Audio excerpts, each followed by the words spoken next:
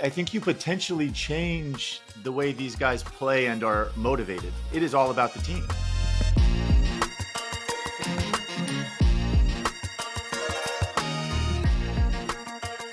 The obvious question, Shane, is sort of like, should athletes receive equity as part of their compensation, right? At the professional level or at the college level? Which one do you want to talk about? Oh, boy. Professional.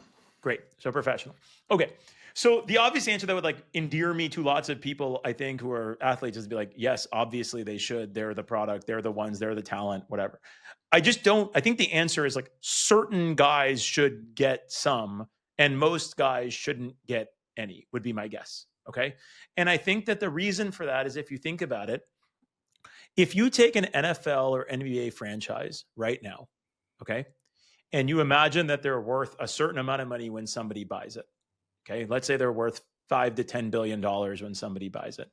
The question is like, what are they going to be worth in the future, right? And how much of that is attributable to any one specific player, that increase, right? And I think that in many ways, that's like actually kind of akin to a mature company. Like if Microsoft or Google or like, some big company is worth a certain amount and they hire an executive or a team member, right?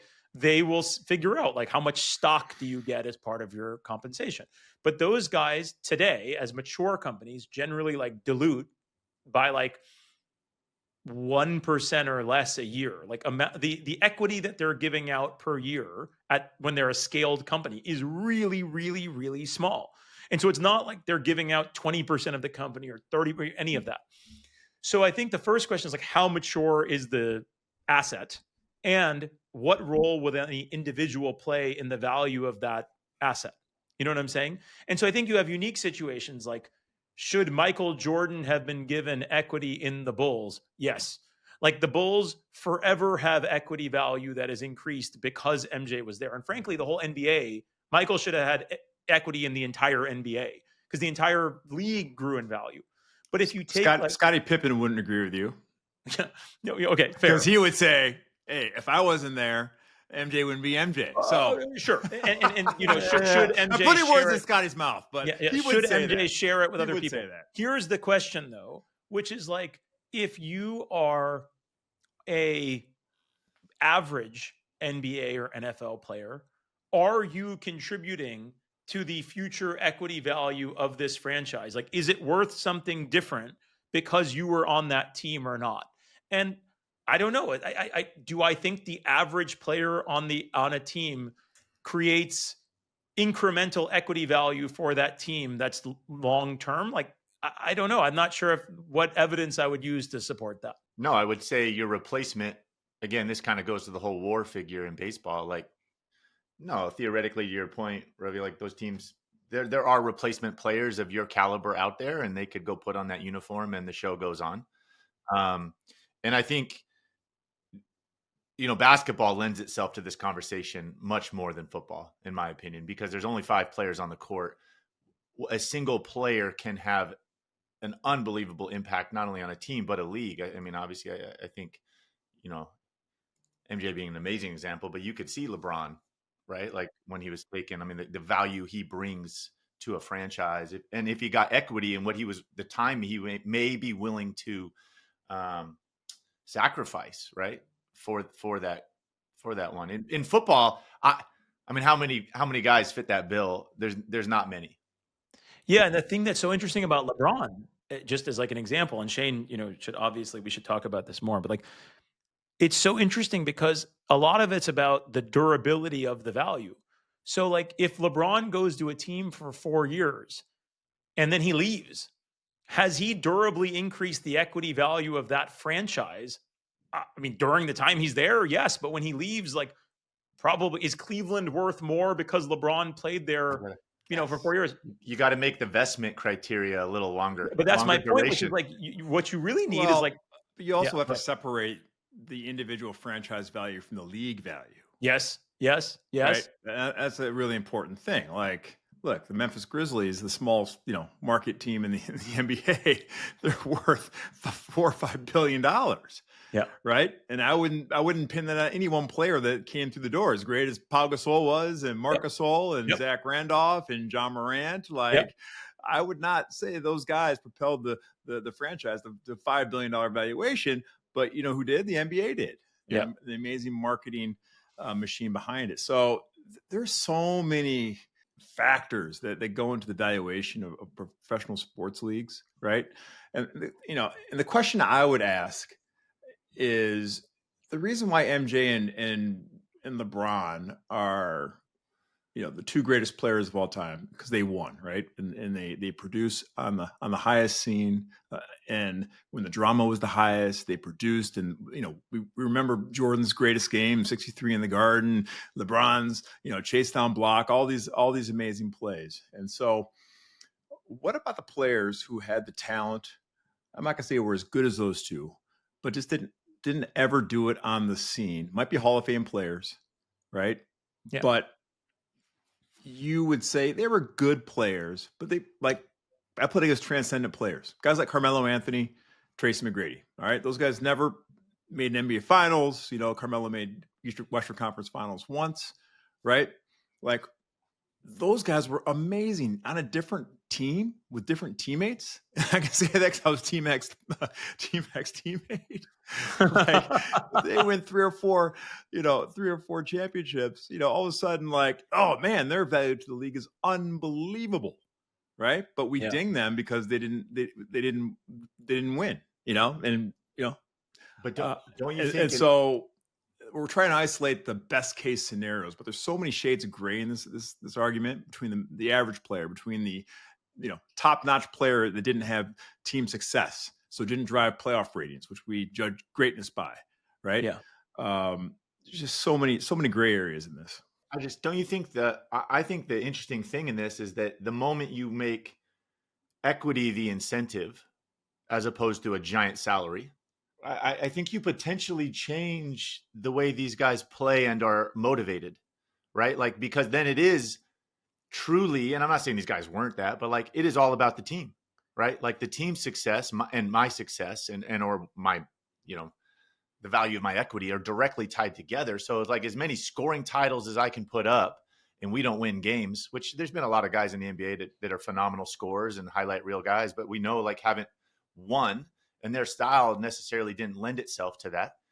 But all of a sudden, you potentially take one of these guys and you change their motivation. Don't you think time frame plays a big role in that, Ravi? Yes. Right? Yes. Well. So I actually think that both these things are true, but because, all right. So one, if you take your point on does equity change someone's motivation?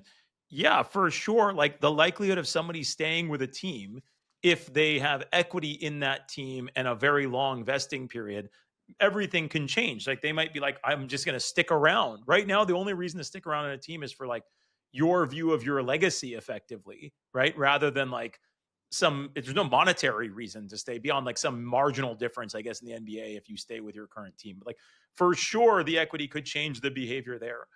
I actually think, Shane, what's fascinating about I don't know if this is true in the NFL, but the NBA max salary concept is dramatically unfair to the best players in the league. 100%. Right? The top guys. 100%. And what's you know what? You know why that is? Well, you tell me. It's because of the union, I thought. Because there's more guys in the middle like me than there are guys at the top of the food chain. That's why. Yeah. But the equivalent to the Bezos, the equivalent to the Zuckerberg, the equivalent to the Sergey Brin, Larry Page, those guys are underpaid in the NBA, right? Whereas in the rest of the world, they get their unique value because there is no max salary component. So that's one thing that's definitely true. But, Alex, you and I were talking about this the other day. I think you were saying Matthew Stafford will make $300 million in salary or something in his time as a he's NFL number 2 on the all-time earning list. Okay, cool. All time. Dude, there aren't a lot of people that are non-founders that have made more than $300 million, even if you count their equity. Do you see what I'm saying? From being a player on a team or being like an executive at a company. So my only point to this is, even today, people like, everyone likes to talk about equity, equity, equity. Making $300 million over 10 years, if Matt Stafford had made $1 million in cash and had a $250 million equity package over 10 years, people are like, man, that's pretty good. Like, and so my only point is the best guys actually have like sort of mirrored equity anyway, because you know what I'm saying? Like, they make so much money. I understand what you're saying, but my pushback is, one, it's probably closer. Obviously, Matthew's played 15 plus years that he's made that. Yep. He has taken way more risk than any of these guys gaining equity in a startup. I mean, there's a guy that physically, right, like on any play can have a catastrophic injury. Yes. Right. Like he inherently takes way more risk. He is still undervalued because of the value he is creating, especially as an elite starting quarterback for his franchise. I mean, winning a Super Bowl for the Rams, I mean, it would be hard to put a figure on what that meant and still means to the valuation of the Rams, right? Well, is it hard though? Like, what are the Rams worth? Well, it's hard because they're moved from St. Louis to LA like single-handedly. Like order of magnitude, like $5 billion. Like, what do we think they're worth? $10 billion? Like, I think it's closer to 10. Okay, great. Let's just call it 10. Yeah. My only point is, if Matthew Stafford was given 3% equity in the Rams, like 3%, that's a huge equity package. Like, non-founder, that is a massive, that is a CEO equity package, right? Yeah. 3%, he would have made $300 million. And my only point is, like, dude, like, not that many guys are ever getting 3% of something. He also, like, another just fun pushback for you. They're all your founders aren't paying taxes as a W-4. Okay, so he like it's well paid. You're a salary earner, and so it's a little different in that regard. But no, obviously he's. I don't know. Brother Battier only played with places that didn't have state income tax. He was. What's interesting? You know what's interesting though is, to your point, and I completely agree with you that the superstars, especially in the NBA with the cap salary, are underpaid. This is the exact same argument that Phil Mickelson was making when before he left for LIV, right? Like that, the guys that move the needle, the top 25, 50 names in golf, have no guaranteed income, right? Other than their sponsors, and are grossly underpaid. And this was like his big giant gripe. Obviously, it evolved into the LIV golf and the current state of professional golf, but just interesting to think about. So is the European soccer model the best model? There's no salary cap. So if I can pay whatever I want, I can pay any transfer fee I want, and I have a deal with the team I buy my player from, and a deal with the player that I sign. And there's no salary caps. And if I have the most money, I can have the best players. Is that what would make the NBA and the NFL better? The owners say no. The owners are like, no. We like these controlled salaries. Well, as a league, it's more uncompetitive. But like from a true market standpoint, right? Like there's less regulation. And so, theoretically, obviously the market's working. And if somebody has more money and is willing to spend it, and it nets results. As a league, though, the NFL would be the giant example against this. Yeah. Right. It is the most regulated. It has the strictest cap. Yeah. It has the most parity, and probably in this country, baseball is probably the worst example that it is really suffering from this, right? Like it has the least amount of parity. You look at what the Dodgers are doing, the Mets, like these guys, these big markets that have bigger regional TV deals, they don't have any kind of shared revenue nationally, or very small, I should say. And so if you're the Milwaukee Brewers, it is hard to compete with the LA Dodgers. And football, the amazing thing is that it's all shared revenue. Yeah. Right. And so the Green Bay Packers in this same example have the same funding TV revenue and can play with the LA Rams, right? Like think about it. Like the Green Bay Packers, there aren't 100,000 people, I don't think, that live in Green Bay, Wisconsin. Right. And yet it shouldn't exist. It shouldn't exist. And I think if it was a free market, it probably wouldn't. But the NFL has done such an amazing job in creating parity and putting rules in place that create parity that, right? Like you have this deal. Yeah, but we're so used to that though, right? It's rare. That's why the NFL though. We have that in college football. We've always had that in college football. The Yeah, but teams that how had tired the are you in soccer? I like watching, like I love Man City, but it's like every year, right? And there's like Barca, and there's two teams in Spain. It's just Madrid and Yeah, Barcelona but this every is the year. question. we've This is the always question. always had it in college football, always, even Yeah, before NIL, right? yeah. But Shane, this is where I think this is the heart of the question, which is what is the thing that's being optimized? If you're optimizing the NFL, okay, you guys have said in the past that you didn't play for the For Grizzlies. who? Yeah, yeah, Just sorry. define for who? No, no, no. Fans I get it. I get it. I'm saying if the and you. entity is the NFL, right, is an entity that is, I think, owned by the owners of the NFL teams, Correct. and each of them owns. I'm not going to. I don't know if this is exactly right, but each of them owns 1/30th of the Yep. NFL. Okay, Yes. Yeah, 30 and seconds. so a group of 30 billionaires is optimizing for the unit of the NFL, and then it's not that each individual team is the optimization function or the players on that team.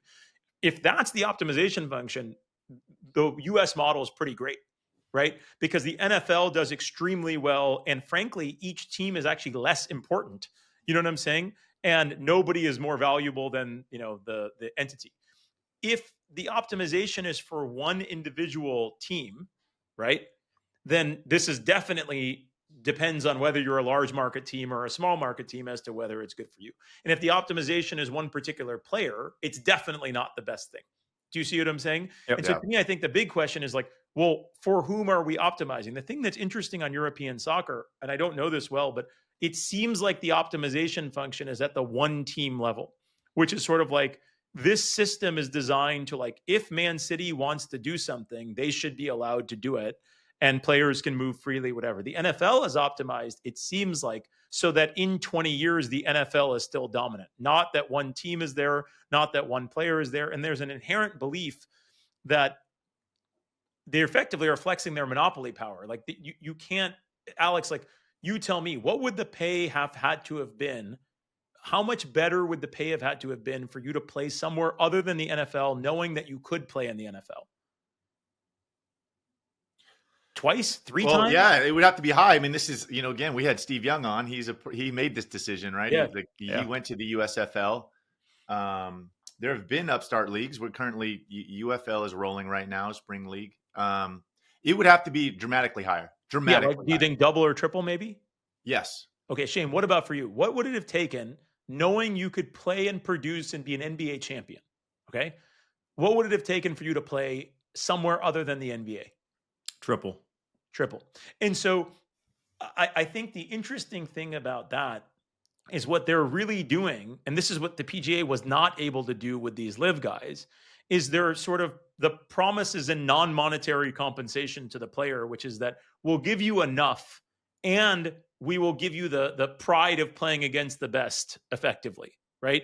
And I think that what we learned was that like so far the NFL and the NBA have been able to sustain that. And the PGA Tour has not. And the PGA Tour is not, both because it's individuals, not team, right? Yeah. And also because they let them play in the majors.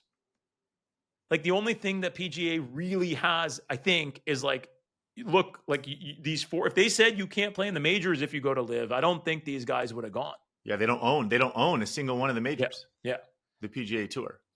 And that's I do think you hit it, like the great dilemma that golf's facing right now is the guys that went to live and certainly got compensated versus the guys that deserve to stay and haven't been, right? But if still there is some value they've created. Rory has created some level of value by staying on the PGA Tour For sure. that he has not captured at all. And so an eventual merger or whatever hopefully may end up coming. But like, how do you rectify that?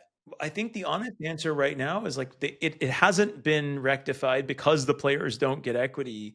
But I think that the only way I think to do it would have to be that there's only very specific players that end up getting it. You can't do a like peanut butter spread equity program. It would be a crazy steep slope of one, who gets it at all, and if they get it, how much do they get, right? And how long is the vesting period? So, like, one thing I would find super interesting is if Cleveland, when they drafted LeBron, okay, I don't know what Cleveland was worth when they drafted LeBron, but probably in the hundreds of millions of dollars, right? If Cleveland in 2003 said, hey, LeBron, we're going to give you 7% of our franchise, okay? Like a huge equity package. We're going to give you 7% of our franchise, but it's on a 12-year vest, okay? So you got to be here, and we're going to back end weight it. But if you turn us into the franchise we think we can be, we're going to be worth $8 billion. And in addition to your comp, you're going to make $500 million, but you got to stay in Cleveland, Would that have been enough to keep somebody like LeBron in Cleveland? Maybe not, because he can make more than that from Nike. The equity package they probably have to give him is 15%, if I had to guess. And so, but the only thing is, nobody else on the team gets any. And what do they think about LeBron if he owns 15% of the freaking team and they don't own any? Hey, man, you got to rebound. Yeah. Hey, LeBron, you rebound. I think they would have been brilliant. I think it would have been brilliant. Yeah, because he would have stayed. Yep. And Shane, what do you think it would feel like as a player on a 12-person team if one guy's got a huge chunk of equity and nobody else has any? Look, as long as I was getting taken care of, I would have been fine with it. I Cool. think everybody, look, I play with guys who made, quadruple what I made certain years, right? And I didn't begrudge those guys. That was just a function of the market and function of where I was and how I was compensated. And I never held guys' salary against them. So even if he was getting equity. Now, if he started, pulling rank and, started bossing me around because I own this place. You better pass me the ball. No, screw you. Yeah. So the integrity of the game is the thing. Yes. Okay, Alex, did anybody ever? Because Shane, one thing I always wonder about with you is how representative are you of other people's emotions on this? Because you're hyper rational. Do you think anybody ever behaved differently on a team because of pay differences? I would say that the 5 most important factors in any professional happiness, I would include professional sports, is status, cause, liking, organizational camaraderie, and money. Sorry, and status, cause, liking, camaraderie, yep. and money. Got it. Okay. So if those things are satiated to a level that's acceptable, you don't really care what the structure is, despite what anyone else is what anyone else is doing. Okay, so if those 5 things are satiated, I can roll with any structure because are those going to be in the book, Shane? Huh? Are those going to be in the book that comes out next year? Those are good. Those are good. But that's I didn't come up with that. Are they in that specific order? No. Those are, okay. No. Different for every person. Everybody has a different feeling about what their level of status. For you, Alex, it's all about the status. You know what I'm saying? Dollar bill. Not the other one. That's damn dollar right, bill. Everybody has a certain level of money where they feel about the money. Yeah. Where they feel compensated fairly. Right? It's not about being compensated next. Is my work appreciated? Am I compensated for that fairly? Everybody has a certain baseline of does my work matter? What are we here for? Right? It's to make a buck, win a championship, do something, create a legacy. Everybody has a baseline of liking their work, right? So you can have everything else, but if you hate what you do, all right, you're not going to be fulfilled, all right? And there's a certain level of camaraderie that's in the locker room, on the buses for professional athletes, or at the water cooler at the work that you have to have. You just can't work in a silo and feel fulfilled. And of course, that's the human game, right? And so whether that's an equity structure, whether that's a salary structure, those factors don't change. Ravi, I think to your question, I think you were asking the only time I've ever seen it in football, and it's a very specific kind of case, is when a free agent signs a big contract with a new team. Because to deserve it, he's obviously played well or shown that he can play well, but he did it in a different building. Yep. Right. And so all of that kind of earned trust totally and earned capital that he has is essentially gone. And now the new team, though, all they have are these huge expectations, right? Yeah. So you walk in And the new team is expecting, right? Because we just handed you this big contract. And I'm saying, even as a fellow player, I'm not talking Totally. from like when I say ownership, we like, or coaches, like, no, we went out and spent, again, we have a finite amount of money in our cap. We're trying to win, and we spent it on you, and you come in, and there are a lot of expectations on that player. And I think if they don't like it, and this is rare, but like there are times that like they've cashed in, right? They hit their second contract. It's life-changing money. And sometimes I've definitely seen guys that like Totally. they've kind of cashing it in at that point, right? Like they've hit it. They don't really give a shit if we're winning. Yeah. Right. Like this was a phrase that I became accustomed to my first year with the Niners when I would hear it, and we sucked, man, we sucked. But like I'd hear vets walk around the locker room, they would just be like, "CTC, baby, Cut just that check." fucking CTC, man." Yeah. And First, you know, because like they didn't give a shit, just cut the check, like, and that dynamic, Yeah. is not good. Like if that's going on in your locker room, and it's different because don't get me wrong, I've been around on the other side, like guys come in and maybe don't live up to their contract, but you can tell they wear it, right? It means something to them. They're working their ass off, Totally. like. And you don't ever fault a guy for that, right? Like, but I've definitely been around. So, Alex, you know what's so interesting about what you just said is there's one analogy that's really strong in startups, and then there's one that's not. So the one that's super strong is like if some executive gets hired, you know, and everyone knows executives get like reasonable equity packages, whatever, and obviously everything they've done is somewhere else, right? And if they come in and they're not good at the startup, people are fucking pissed. Like people have the exact same reaction you had of like, I can't believe that this person's here. And then remember, they have a title that the other person is like, this is not right. They represent like a cultural change in many ways of like, we don't care about the people that built this place, you know, and they know they're making a lot of, you know, equity. So like what you just said is super resonant at the startup. The interesting thing is they can't do the CTC attitude because it only works if the company works. Yeah. And so the other thing that the people are so mad about the new person is like, you're not even helping us. You're not even like, we only get paid if it all works. Yeah, you're And bringing so, down everybody. right. Like it's not only that you're taking part of our pie, you're reducing the size of the pie. You're like, and so there is like vitriol that goes to founders when they bring in somebody like free agent signing from the outside who doesn't move the needle. There is such hate for that person. But on the flip side, if somebody comes in from the outside and they make a difference, I mean, they are beloved, right? Because remember, like they're lifting everybody else's boat. But you know, can people separate that though? What do you mean? Can people separate the contribution? All right, you ask us, you know, what would it take for us to, you know, play somewhere else? Can the average worker separate and understand the risk and what equity really means?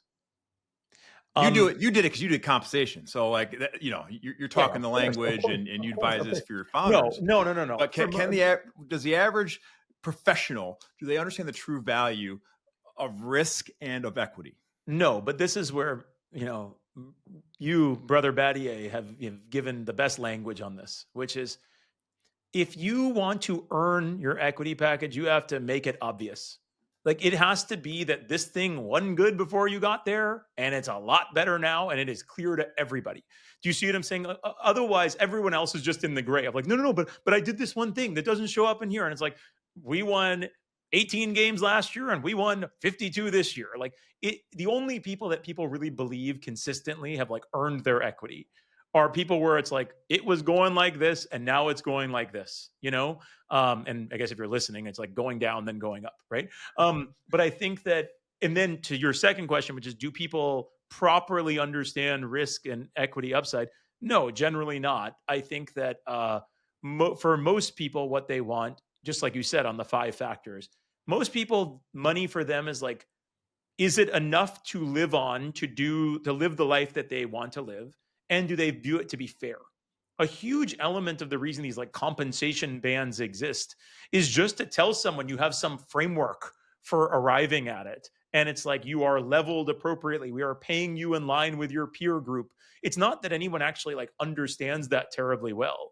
It's like a mechanism to demonstrate fairness. Do you believe, Ravi, that the incentive like the motivation that equity is supposed to create, right? Like again, in the employees, right? Like that you're going to stay here for a given amount of time, invest, and you're going to bust your ass. And if you make us better, you make more money, right? Like that's a different incentive than players have with contracts and, whether or not they have guaranteed money. Does it work? Yes, but not for the reasons that people think it works.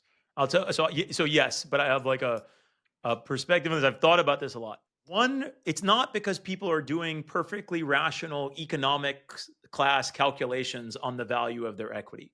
So one reason it works is there is a camaraderie to we all own part of this business. There is a non-linear benefit that comes along by looking at everyone like we're all owners here. That has value, right? Because people feel like they're part of something, and they feel like, again, there's like a non-monetary compensation component of I'm not just a worker, I'm an owner, so that's one. Two, it allows you to get people to that you wouldn't otherwise get. It gives you an excuse to have low cash. Like if you really think about it, if you don't have the equity side, you don't even have a real business. Like if you're a startup, you don't even have the money to pay somebody a lot of cash, right? And so you can't get enough people who are good in the building if you don't have some other currency.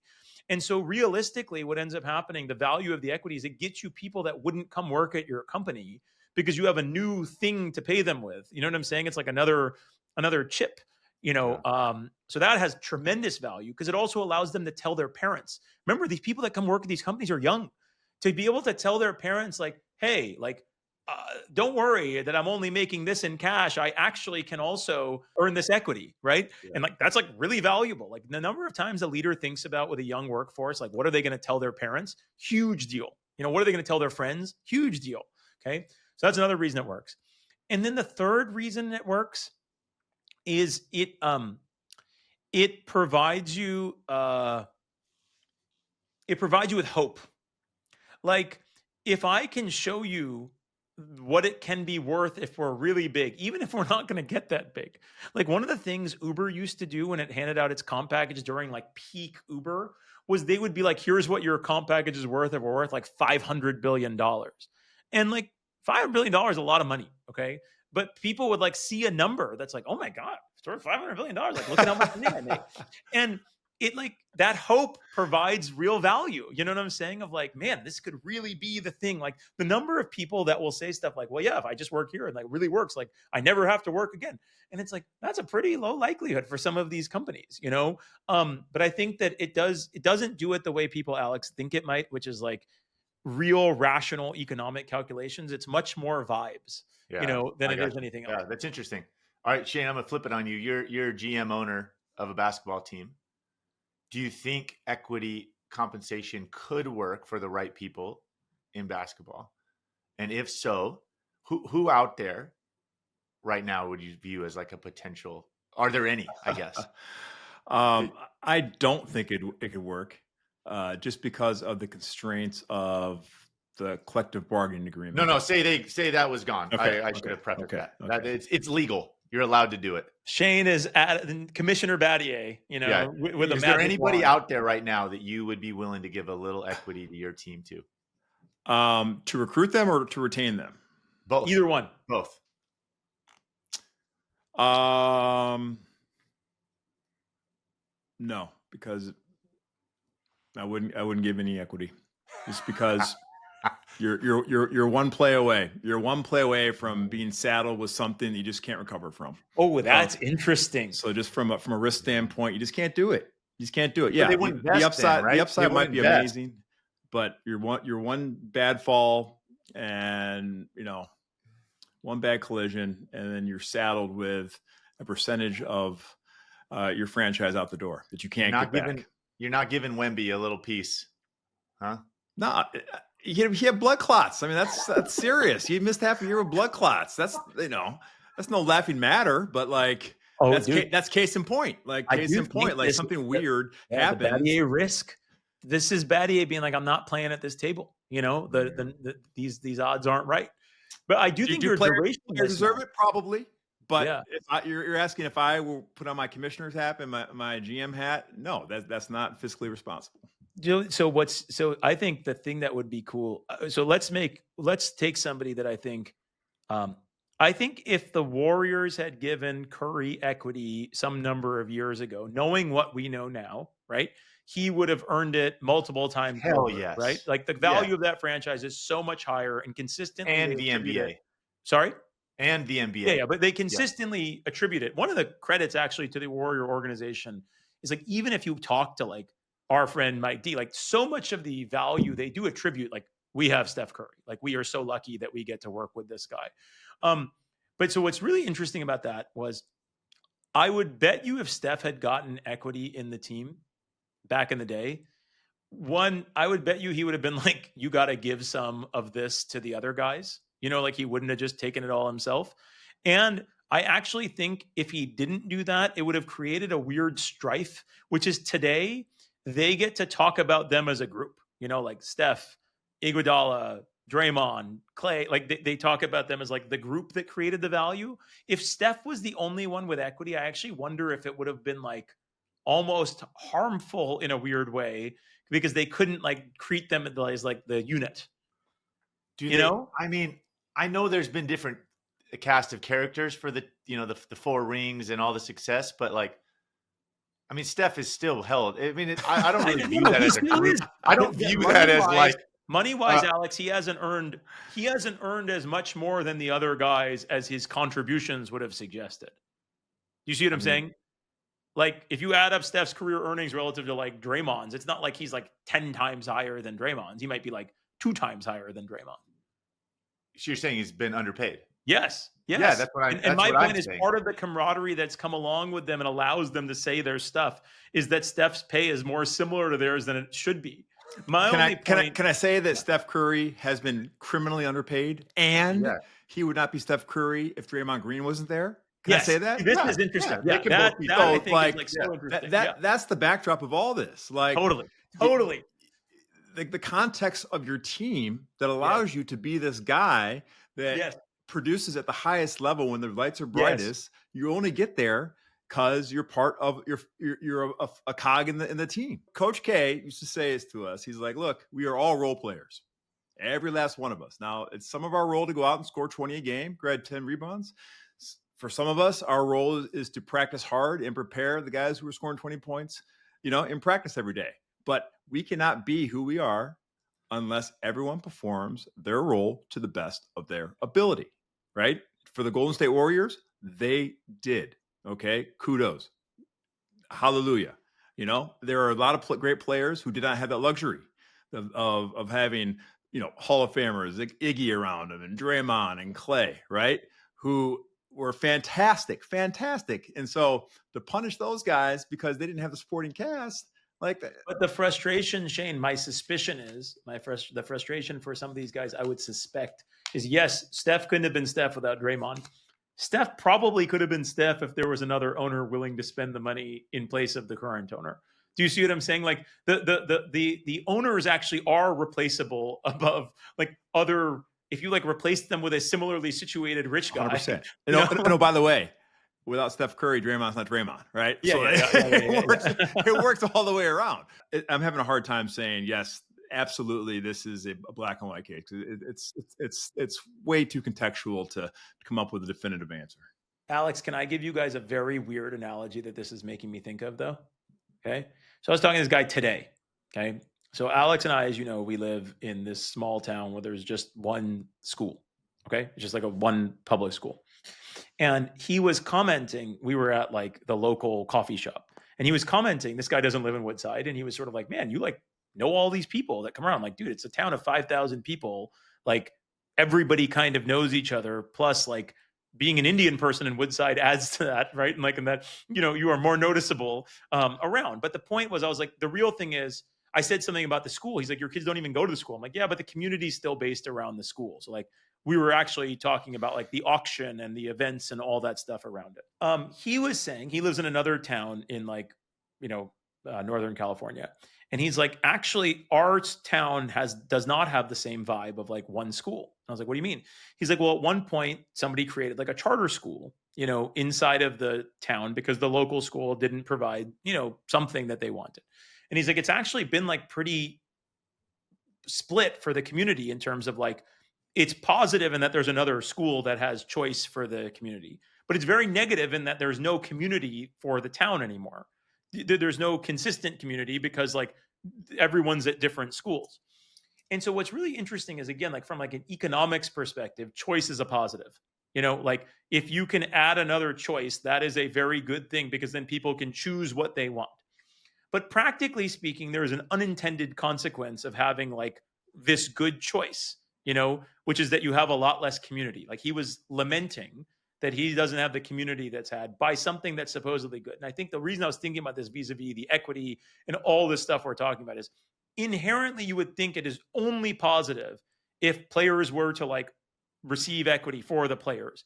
And I think the only point that's kind of weird to think about, like you said, on the contextual points and whatever, is it's possible to me that there are some team dynamics that change by there being more levels of unevenness within the players. Whereas I think today there is some value of like, it's the players, quote unquote, against the owners, and they're all in it together, And I think that if you blur that, my suspicion is there would be some more complexity in the relationship that's not easy to forecast. That was just something that I thought about. Well, that's happening right now with NIL. You're going full Marx on us here, Ravi. You just want fucking socialism? Huh? No, I'm a capitalist. Are you shitting me? But like that's the locker room right now in every college football locker room. Is it? That's the locker room. The pay's not equal. The pay is not equal, right? And there are guys, and there's no transparency either. So no one really knows what anyone's getting. So that dynamic is spicy in college basketball and college football. Yeah, that's interesting though in business. And I was going to push back on this, Ravi. Like the equity packages are very different in the startup world. Yes. But do they not know that's not transparent, right? No. So like the difference in the obviously professional sports, everybody knows what everybody's making. Yeah. No. It gets published in the newspaper, unless somebody fucks up, there's no sharing of the. But it doesn't create. Why doesn't it create? In your argument, why doesn't that create dissension? Well, I think remember. I think differences in pay amongst players is totally accepted and normal. I think what I was saying is differences in currency. Like if the point is that somebody is an owner versus somebody is an employee, remember in the startup world, everybody's an owner. Yeah. And so if the point was that one person gets equity and no one else does, I could imagine that having negativity.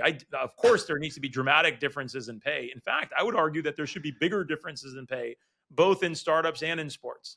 I actually think that it's too compressed and it doesn't reflect the value of I actually think the highest performers tend to be the most underpaid people. Funny story. So when I played, I invested in a hotel in Memphis, and it happened to be one of the NBA team hotels. So I'm proud. I'm a young guy. I'm like, yeah, I'm an owner. I'm a landowner. I'm part of this hotel. That was the worst mistake I ever did. Because guess what? Every time I went to this city, guys are bitching about, man, the pancakes were cold, man. Like the shower didn't get hot enough. Like like it was the biggest mistake that I told anybody I was an owner. Right. So ownership is not everything it cracks up to be. And so like, sure. I could see that in the locker room. Couldn't you? Like, all of a sudden Mahomes gets equity and, the backup safety comes in, man. Pat, man, these eggs are bullshit, man. We need better eggs in the team room, man. Come on, cold tubs. Right? Cold tubs suck, man. What are we doing here, man? Come on, and that would be that would for sure happen because guys don't understand how equity works. There's a lot of bitching. A lot of bitching goes on in the locker room, in the training room. So the guys might say, "You can have this equity back, man. This is for the birds. You're paying me." I hadn't thought of that. Heavy is the head that wears the crown. Yep. Yeah, I love that. Alex, you're trying to put me in the socialist bucket. No, man, I'm a capitalist. Just making a kind of a point on the currency, My only argument on that is, listen, I just, when you're in the locker room and you're around greatness like that, everybody knows they're great and they're special. And then, like, to use a business term, they're unicorns, right? Yeah. Like, Draymond and Clay and KD and Andre, like they all know though that Steph's a unicorn. Yeah. You know what I'm saying? And not that they're like and again, there's levels to all this, but like everybody knows LeBron. Scotty doesn't know it about MJ, but everyone else does. Like I don't know if there's not a guy that I think would have said, hey, Tom Brady isn't a fuck. Like look what he did over 20 years. I don't think there's anybody in Kansas City's locker room that would like look at Patrick and be like, man, he doesn't deserve this. This guy isn't changed. This guy isn't different. He doesn't change the game. I think it raises an interesting point. All right. When you're making a widget, okay, or you're offering a service, that is much more measurable than a creative business. Right. So how do you measure value in a creative business? And I would argue that professional sports are a creative business. Is it impact? Is it time spent? Is it ideas? Is it reach? Right. And that's why this is such a difficult conversation. All right. If we're making widgets, all right, if we're making iPhones, we can measure. All right. We can measure EBITDA. We can, there's 100 ways to measure everything. But in creative businesses, it is much dicier to split up credit and the influence. Yeah, I think attribution of it is the hard part in all of them, though, Shane. So, like, to me, what people in business would always say is like the sports are so much easier to measure because there's wins and losses. You have an objective thing at the end that's like, what did you win or did you lose, right? Did you win the championship or not? In ours, like if the numbers go up but the multiple comes down and your stock price goes down, it's sort of like, did you win or did you lose, right? So I think that it's so interesting to hear you say it. I think that in every business, it is, or in every type of organization, creative or not, I think you can probably figure out what you want to measure. I think the issue is attributing the credit within it, if it's like working or not. And so the Heat win the championship. What percentage of the credit should go to LeBron, D Wade, Bosch, you, whomever? Like that's the trick, is sort of like, delineating who does what. A stock price goes up, what percentage of the credit does the CEO deserve versus the head of design versus the not? Like that I think is a lot more art than science all the way across the board. What's one thing you wish you knew about equity when you were doing it at Instacart that you know now in your new life, Ravi, that you wish you knew back then?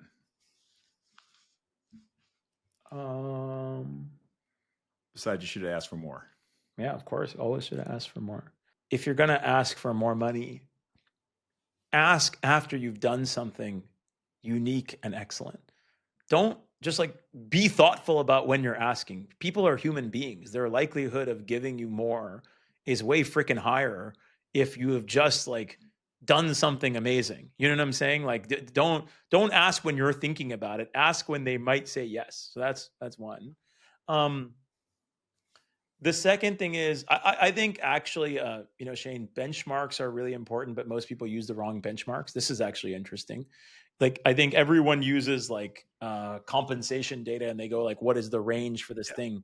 But they don't learn what unique looks like. They don't spend enough time understanding what's possible. And so I think that this logic, kind of the point that we're all making today, is that there's a range of typical performers that's maybe here, like, 1 to 4, whatever. And then the people that are truly unique are like 12. Like they are really different. They break the range. And so I think one thing that I wish I had understood more at that time, not for me, but just in general, was like, what do the 12s get, right? Because then it allows you to search differently for those people, and to offer them different things. And I think it's basically like the rules are different for the people that are truly unique. I wish I had known that. And I think that one, it's inspiration to try and be truly unique. And then it's also inspiration, if you are truly unique, to like get paid as such. Right. But I think, to me, so much of what we're saying is, Shane, I was thinking about your thing of like, you wouldn't give it to somebody because they're one play away. But actually the way you would structure that, it would be like, hey, look, if you come here and you win the MVP 4 times and we win 5 NBA championships and our equity value goes up by 10 times, at the end of that, I will give you this much equity and we'll write it contractually down. Because you would give it to them at the end, but you would agree on it at the beginning. And my point is, obviously that's not perfect, but I actually think you could still solve it that way. But you just need to set the bar in a way that's so absurd. Like I'll give you guys an example that's kind of weird, but do you know this guy, Brett Taylor, I've talked about before? He's the CEO of Sierra, that company I'm on the board of. So Brett is the chairman of OpenAI, and he's like a really, really, really unique talent. Okay. He was described, he's the co-founder of Google Maps inside of Google. And there's this guy named Paul Buchheit who created Gmail, who was talking about Brett one time. And he's like, there's this concept in Silicon Valley of a 10 times engineer, a 10x engineer, which is that they're not like a normal engineer. They're 10x more valuable than a typical one. Steve Jobs talked about this. Paul Buchheit is like, Brett Taylor, one weekend, he rewrote the entire Google Maps like software, like all of it. He just like by himself one weekend rewrote the whole thing. He's like, and it like totally changed the trajectory of this thing, and it changed exactly what it was going to be. He's like, Brett is not a 10x engineer or a 100x engineer. Brett is a 10,000x engineer. And this is from the guy who created Gmail. Like, he's like a super legit dude. And I think the point there is like whether or not Brett is a 1,000x engineer or 10,000x engineer, like he is different. He is different. He's super, super, super unique. Someone like that ought to get paid pretty differently than someone who is a normal engineer. And so I think what he shows in that case is like how high is up. And I think that I think everyone in business would be well suited to understand that there are a few people who exist who are, they're just completely out of the normal distribution of performance. And they don't come along very often, but when they do, you should compensate them. I agree with you, Ravi. Good luck trying to find other people who have their share. I agree. You know, but if you find them, pay them. You know, do something. You know. I just to bring this back around, and I totally agree with you, and I love the analogy. Like, part of the equity is maybe you keep them. You know, and if you're the Cleveland Cavs and like you could have had LeBron for his whole career, or you can grab one of these, you know, again, unicorns, and you can lock them down. Potentially worth it. Yeah, it's just like, I think the answer for all of us is, if you did it, it would have to be for an extremely unique person. It's not like the typical. And if you did it, you have to make sure that you can't take into account that in sports, there is a dramatic risk that exists that doesn't exist in other parts of than in other analogous industries of like physical harm. You know what I'm saying? That like, that affects your investment.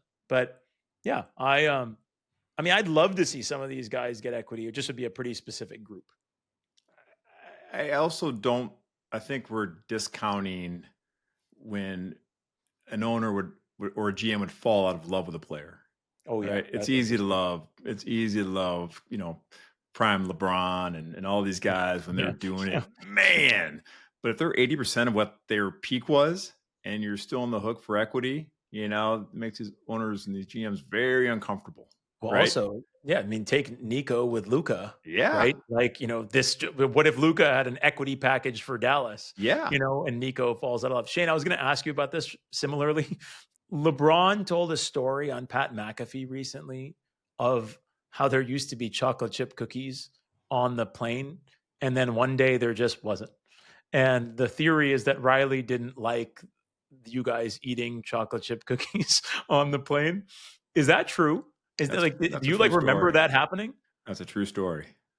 The one thing about the Miami Heat culture is that it's world class, right?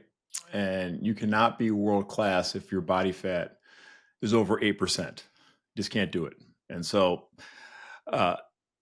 chocolate chip cookies were a proxy for less than world class. And so they were removed. I just feel like, to me, the example though of like, you're Pat Riley, you check body fat every week, you already have the mechanism in place, and now you have LeBron James, like you have certainly at the time the best player in the world on your team, and you're implementing discipline on the plane through the cookies, and it's just like, this dude, he's just built different. It's a mindset. It's a mindset, right? It is a mindset. So when we're in that game 7, right, in a huddle, tie game, 20 seconds left, we can look at each other in the eye and say, you know what? Those guys ate the cookies. We didn't. That might be the difference. If amazing. You could see the fucking food that gets eaten on an NFL plane by these big 350, 370 pounders, then you tell me. my shooting coach, Chip England, who worked for the Spurs when we played him in the finals, and the year after, he would always call me when I was in Miami and say, "Hey Shane, what are you doing, man? I'm out having a steak and a nice bottle of wine. Are you?" So he would rub it in. So it's, Shane, Alex, what do you think the calorie consumption is for some of the big guys in the NFL during the season?